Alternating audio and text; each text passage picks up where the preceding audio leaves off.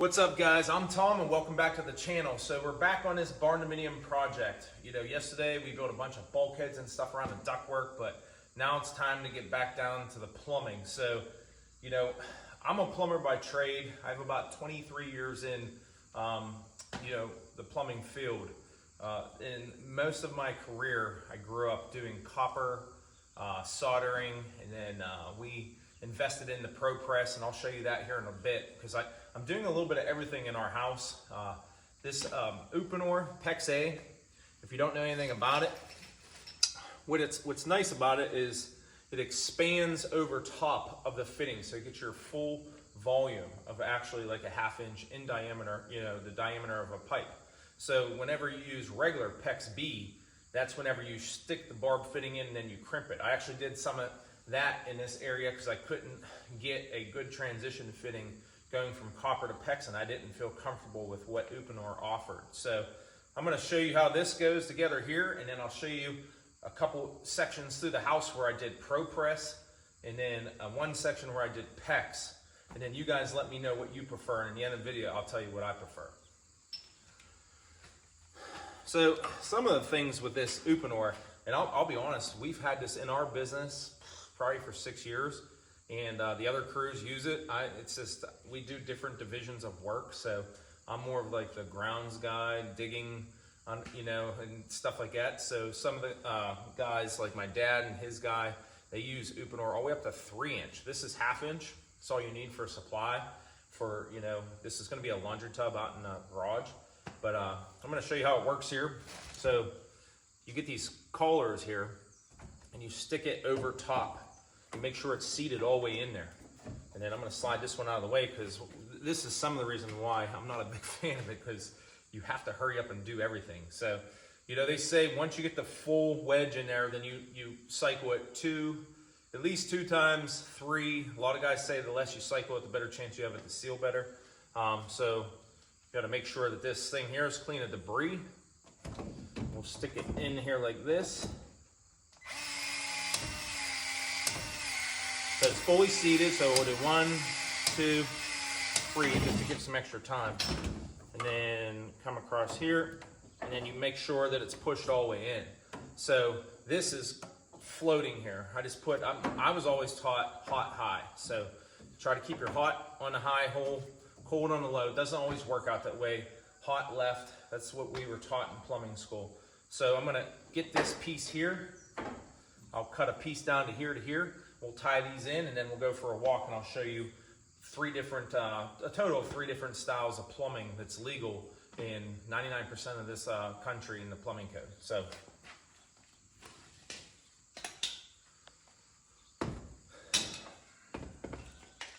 we'll get a measurement. Let's call it 5 inches. This is all extra stuff that I've laying around, so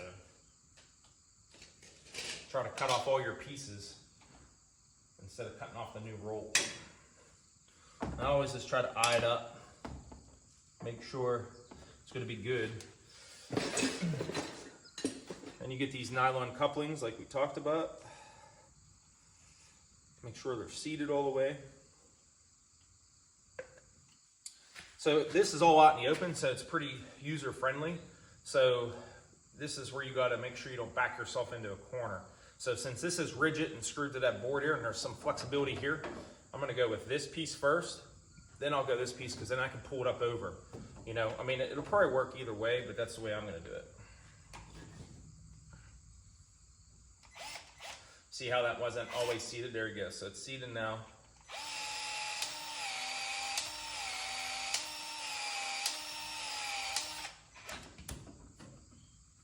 So that goes up in there.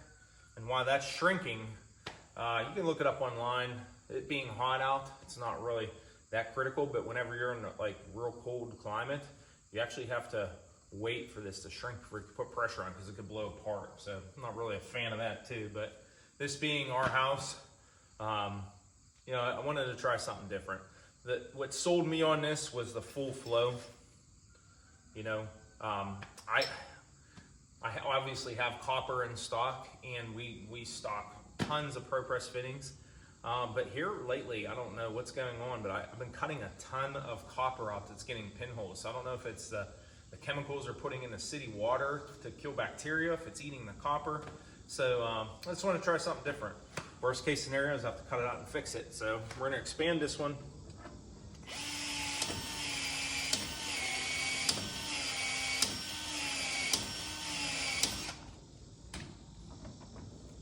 So just like that. And now we'll let that sit before I put air pressure to it to test it. And then I'll take you for a walk through the house and I'll show you some different situations we did.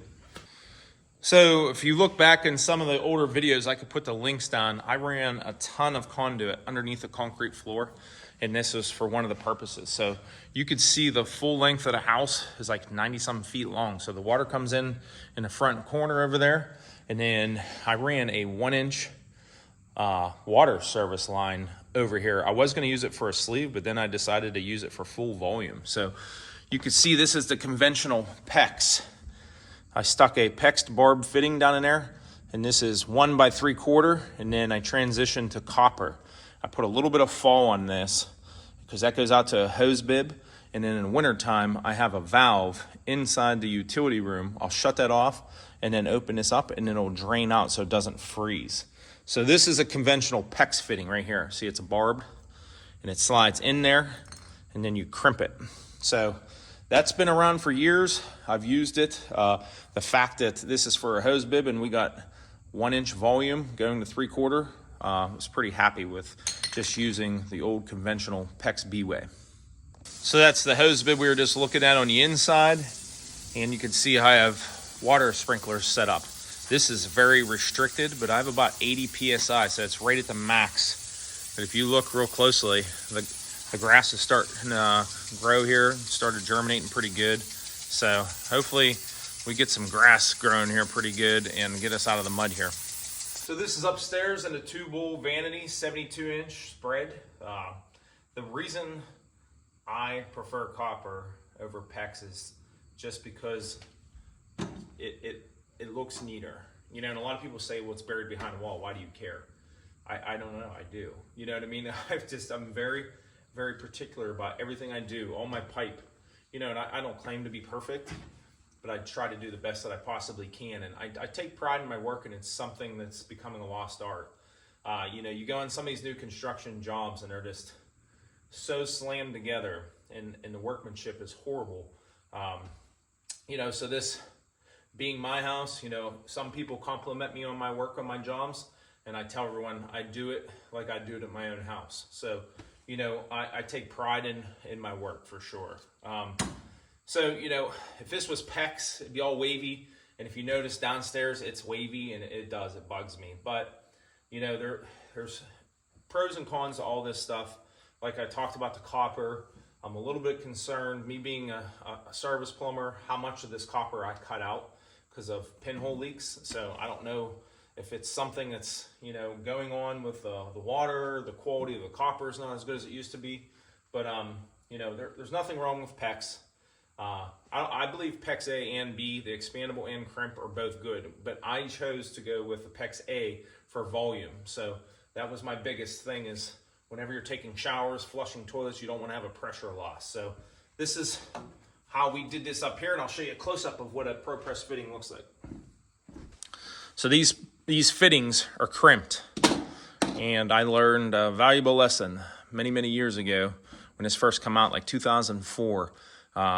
We used to just put it on, crimp it, go. So you can see here now, it's just habit. Mark the stab depth, because we were on a job and someone stuck it on. The pipe moved around, someone crimped it. Next thing you know, it blew off several weeks later. So this here knows that the full stab depth is in there. And on a lot of big commercial jobs, when we do thousands of these, we'll pay someone to go and put an X on everything, because you can determine if it's crimped or not. You can feel the ridges on it. All right, guys, 3 examples of different water pipes you can use in your house. Let me know which one you prefer. Me, personally, I'm kind of regretting not plumbing the whole house in copper. I don't know why I decided to try the Uponor. I mean, it's a great product. It's fast. It's super messy. I don't like looking at it in the walls like we just talked about, but you know, it's good to try different things. So, you know, you got the PEX crimping, that's been around for a while. PEX A, you need a special tool to expand it. So that's another downfall. I believe they're like $400 or $500. You could do it by hand, but if you're doing any type of project like this, it would torture you, honestly, because that stuff's really hard to expand. And then, of course, if you're going to do copper with ProPress, that tool's about $2,800. So I guess, you know, it's all in preference and how much you're going to do of it. If you're a weekend warrior and you've got a little bit of a project or a little bathroom remodel, just do regular PEX B. You can buy the crimping tool for like $45 at Lowe's. They sell all the fittings and the stainless steel rings and stuff. So, you know, they're all legal in my county, and this is one of the strictest plumbing counties across the United States. So if it's legal here, you guys can pretty much use it anywhere, I believe, in the United States and across border too, I'm sure. So like always, we appreciate you watching. We'll catch you on the next one. Take care.